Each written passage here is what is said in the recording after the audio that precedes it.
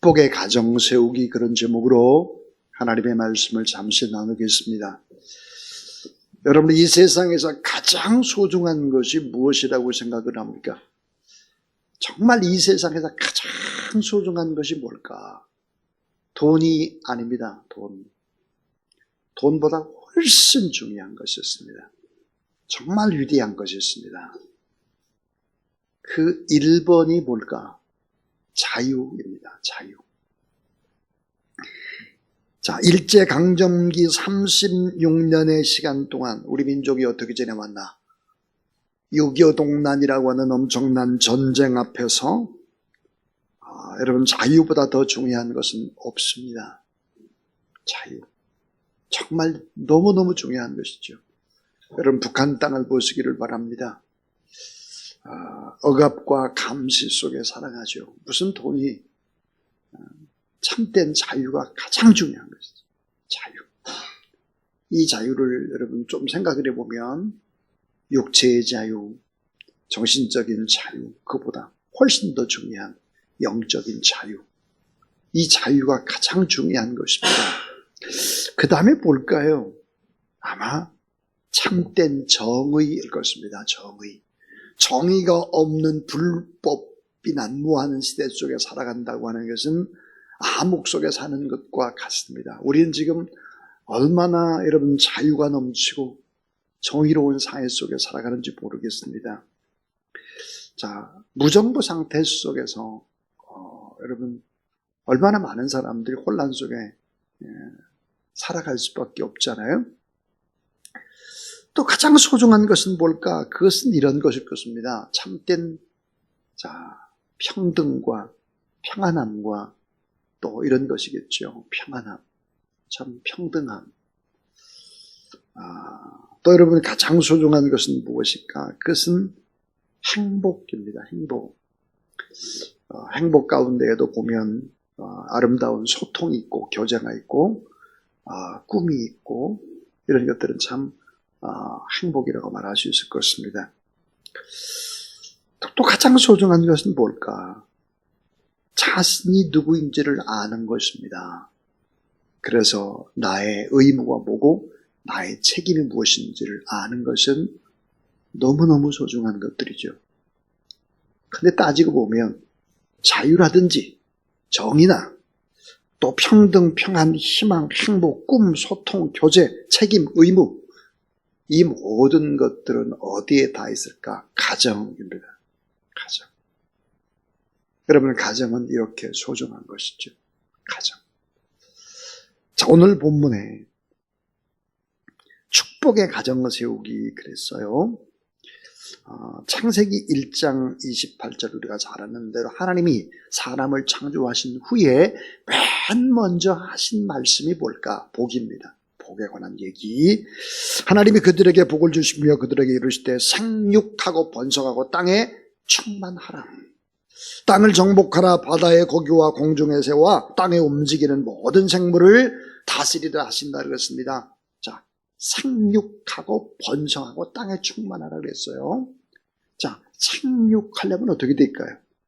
많은 아이를 낳고 또 짐승이 또 새끼를 낳고 이렇게 하려면 뭐예요? 생육, 번성, 충만이라고 하는 이 축복 속에 담겨져 있는 것이 뭘까? 하나님이 치료하시고 하나님이 고치시고 하나님이 공급하시고 하나님이 인도하신다는 전제입니다. 생육, 번성, 충만이라고 합니다. 자, 그래서 이 생육, 번성, 충만의 복을 받기 위해서 하나님이 요구하는 것이 딱 하나가 있죠. 그게 뭘까요? 여호와를 경외하는 것입니다. 자, 오늘 말씀 시편 128편 1절에 여호와를 경외하며 그 길을 걷는 자마다 복이 있도다. 참 중요한 얘기. 또 4절에서 반복을 합니다. 여호와를 경외하는 자는 이같이 복을 얻으리로다. 생육, 번성, 충만의 약속이라는 것은 언제 이루어질까? 여호와 하나님을 경외할 때 이루어진다는 거예요. 여호와 하나님을 경외하는 가정. 이 가정에게는 다음과 같은 5가지의 축복을 약속하고 있습니다.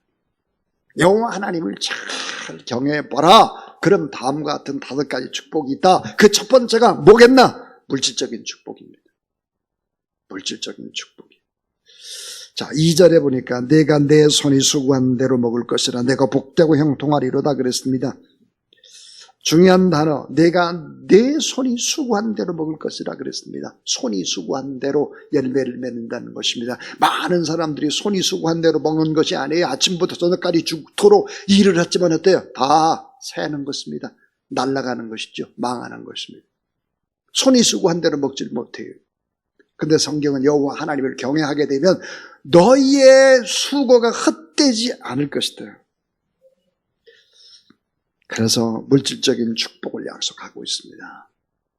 두 번째의 축복된 가정, 그것은 형통의 축복입니다. 형통. 내가 복되고 형통하리로다. 형통이 뭡니까? 모든 부분에서 다 열려있고 모든 부분들에 다 축복의 통로가 되는 것입니다.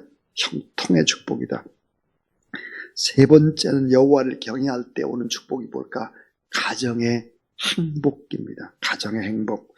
자, 우리 3절을 보면 내 집 안방에 있는 내 안에는 결실한 포도나무 같으며 내 식탁에 둘린 자식들은 어린 감람나무 같으리로다. 이걸 한번 그림으로 그려보세요.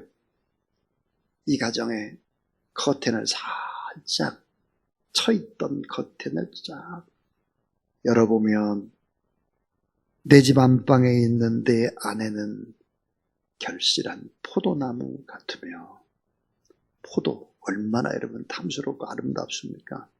단내가 나죠. 내 식탁에 둘러앉은 자식들은 어린 감람나무 같으리로다. 너무나 아름다운 행복한 가정을 주님 주시겠다고 약속을 했습니다. 조건은 뭐예요? 여호와 하나님을 경외할 때입니다. 또 하나의 축복 뭘까? 그것은 자녀의 축복과 함께 평강의 축복입니다. 자녀가 잘 되고 또 평강의 축복입니다. 평강. 마지막은 무엇일까? 5절에 보니까 여호와께서 시온에서 내게 복을 주실지어다. 너는 평생에 예루살렘의 번영을 보며, 그랬고 내 자식의 자식을 볼지어다. 이스라엘 평강이 있을지로다. 그랬습니다. 자녀의 축복과 평강의 축복. 동시에 5번째는 시온에서 복을 주신다. 그랬습니다. 여러분, 시온이 어디입니까? 시온이 예루살렘이다. 시온이 어딜까? 천국이다. 시온이 어딜까? 바로 교회입니다. 교회.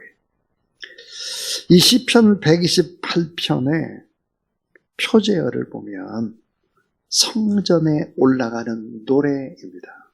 성전에 올라가는 노래.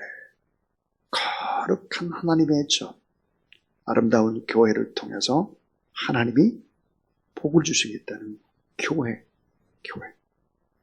시온에서 복을 줄 것이다. 그랬습니다. 그래서 평생에 그 자녀가 또 자녀를 보고 자녀 위에 자녀, 평강의 축복으로 이런 축복의 기름 부음이 흘러나도록 하겠다. 그랬습니다. 사랑하는 여러분, 인터넷은 지구촌을 초연결 사회로 바꿔놓았습니다. 소셜 네트워크는 계속해서 진화 중이죠.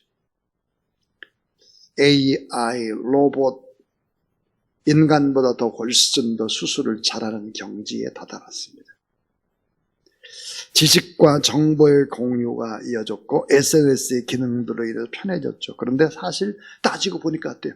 소통보다는 감시와 통제의 도구로 사용되고 있습니다. 개방된 사회는 사람을 피곤하게 만들죠. 밤늦은 시간에 새벽에 불쑥불쑥 들어오는 문자들 때문에 화들짝 놀라는 것입니다. 연결되는 매체마다 연결은 시킬 뿐이지 책임은 짓지 않습니다. 여론이 빵빵 문제만 제시할 뿐이죠. 피곤합니다. 자, 여러분, 알고리즘은 단순한 정보 제공으로 끝나지 않고 세상을 점점 어때요? 양극화로 만들어버리고 있죠. 24시간 연결될 수 있는 휴대전화 때문에 오히려 더 외로움이 깊어지고 고독이 더 심화되어지고 오히려 살가운 만남, 아름다운 만남은 오히려 더 힘들어지는 그런 시대 속에서 많은 사람들이 우울증, 정신질환 이런 것들이 생겨나고 있습니다. 자, 옛날보다 훨씬 더 자유가 없어졌습니다.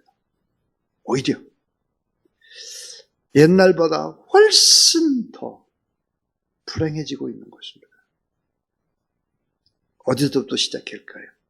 가정에서 다시 시작을 해요. 가정에서 여호와를 경외하고 성전에 올라오고 하나님 앞에 예배드리고 그렇게 할 때 하나님이 다시 상륙번성 충만한 복을, 물질적인 축복, 형통의 축복, 가정의 축복, 자녀의 축복으로 인해서 가정, 자녀를 바라볼 때 참 평안함을 얻고 위로를 받고 힘을 얻고 내 삶의 인생이 참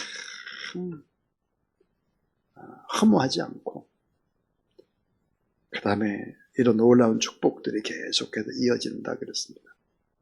오늘 우리는 더 어느 때보다도 더 가정을 위해서 기도하고 자녀를 위해서 기도하고 다음 세대를 위해서 기도하지 않으면 이 세상의 문화 속에 세상 것들 속에 우리의 영성도 파괴될 뿐만 아니라 우리의 자녀들은 훨씬 더 많은 쓰나미 같은 세상 속에 휩쓸려 돌아가게 될 것이다. 오늘 이 밤에 하나님 앞에 더 간절히 축복의 가정을 세우도록 뜨겁게 기도하는 저와 여러분 우리 모두 다 될 수 있기를 주의 이름으로 축원합니다.